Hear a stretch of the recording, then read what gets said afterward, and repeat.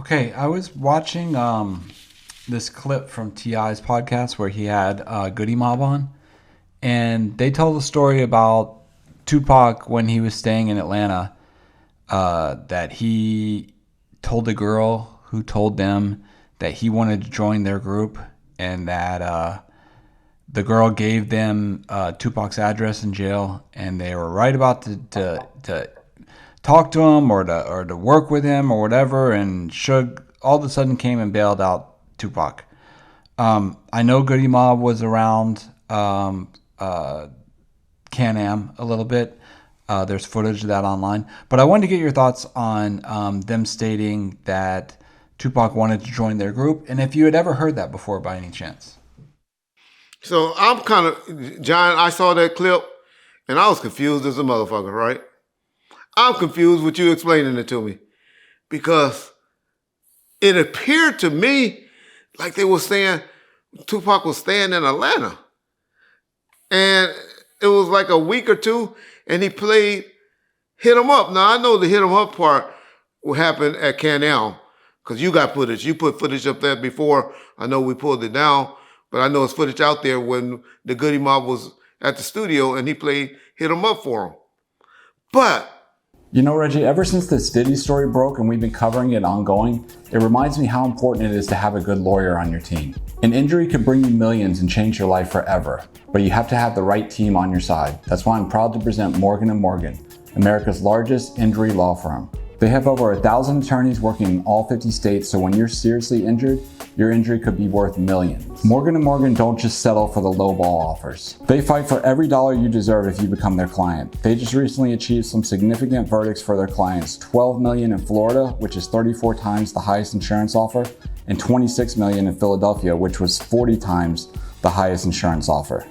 With Morgan & Morgan, there's no upfront cost, and the fee is actually free unless you win. It only takes a few minutes to see if you have a case, and you can do so from the comfort of your home. If you've ever been seriously injured, your case could be worth millions, and you're only a few clicks away from potentially changing your life. It's easy to start your claim now. You can go to forthepeople.com/bomb or scan the QR code in the corner with your phone's camera.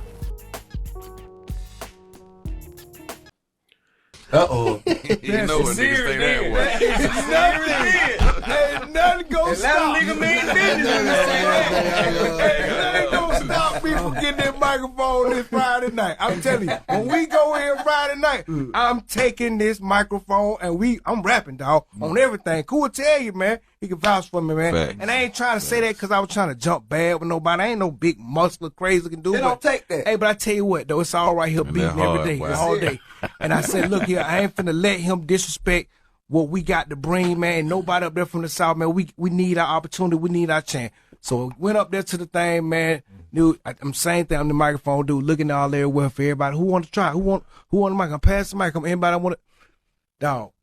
I snatched that goddamn microphone out that nigga hand there. I looked that motherfucker in his eye and I said, look at here, dog. I'm finna rap, dog. I went up on the stage, man. I said, pump the goddamn music, dog. That nigga played goddamn beat cover. I still remember to this day.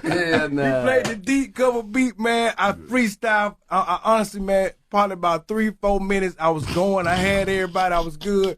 The next thing you know, pass the mic, but I felt so good that night, man. Yo. I just felt like, man, we had our opportunity. Anyway, to make a long story short, that particular night, it was actually the next night we went to the Phoenix. It was a young lady came up to me and she was like, yo, I'm Tupac's publicist. Yo, he want to get with y'all. And I'm sitting here like, damn, I'm in the Phoenix Dance Club in Atlanta, Georgia. This motherfucker say, Tupac want to get with me. That's my hero. That's my favorite. They know. I ride for Pops. Anybody say something bad about Pop, man, I'm coming at your throat on everything, man. I love that, man. That man was my dog on everything, man. Just like you had the same type of spirit like you got, man, on everything, man. But True that.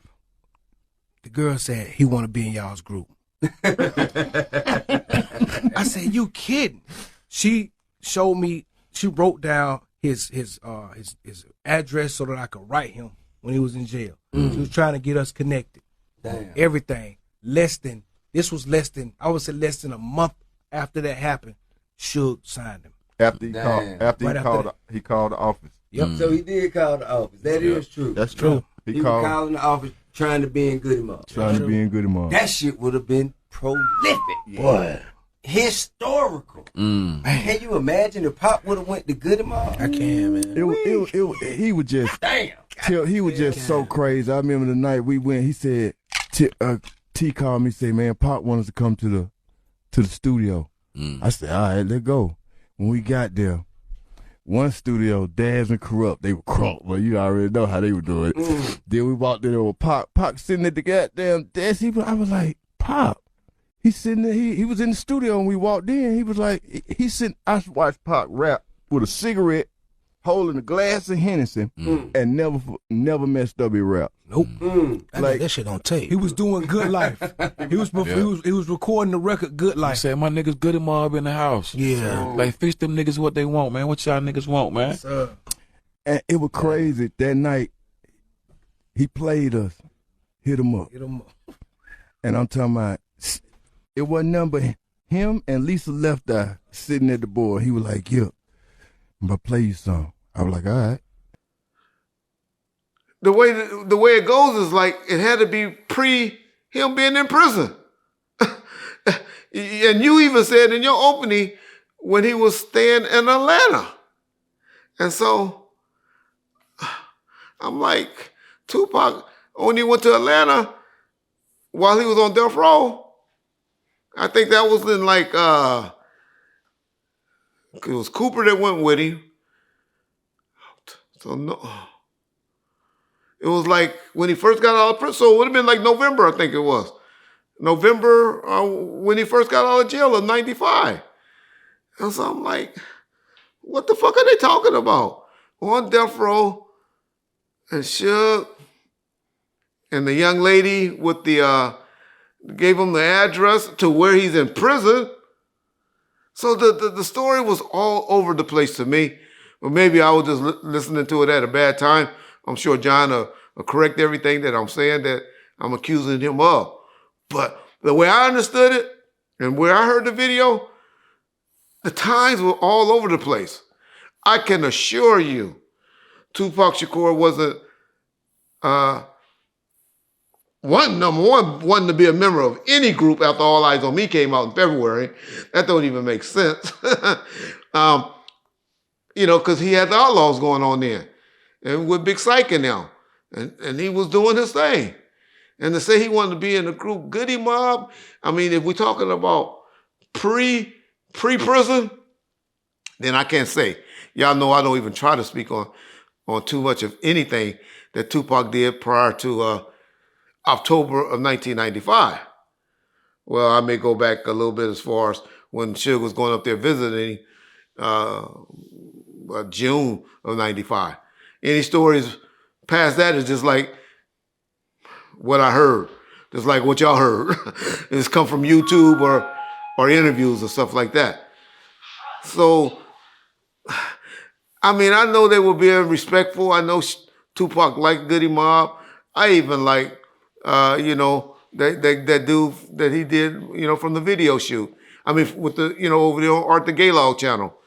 I even like, him on the, how he came across. But I kind of confused from that clip. Maybe y'all can explain it. I know John probably explained it to me better. But the timelines were all off. And when timelines get off like that, it's generally a lie, y'all. But John, correct me, and then I'll respond, because I know I must have even fucked up my comprehension on things that you said.